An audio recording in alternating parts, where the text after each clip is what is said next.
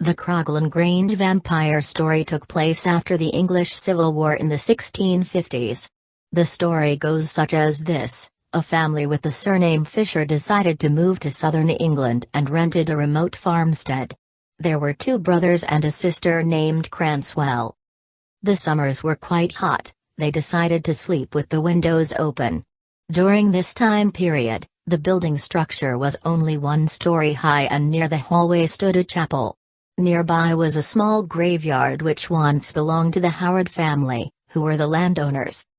Late in the evening, the two men sat with their sister Cranswell looking up at the moon. They later decided to retire for the evening, going to bed. The sister was lying in her bed scantily clad from the hot heat in the air. She then closed the window to her room but decided to not fasten the shutters. Afterwards, she glanced out her window, propping up her pillows as the summer day dissipated.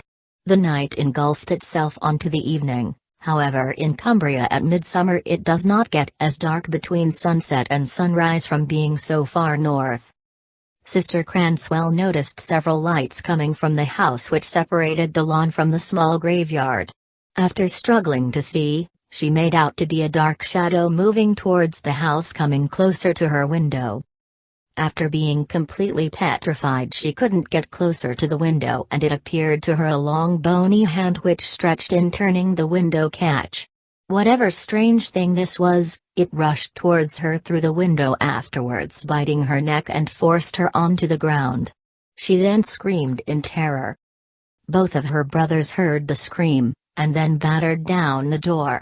They looked upon a creature which then fled back through the window, leaving their sister lying on the floor and bleeding from her neck. One of the brothers chased after this strange creature, but it was quite fast, and before he could catch up to it, it disappeared into the shadows. This undead fiend nearly killed their sister. Was it one of the first known reports of a blood-sucking vampire, also known as a Nosferatu?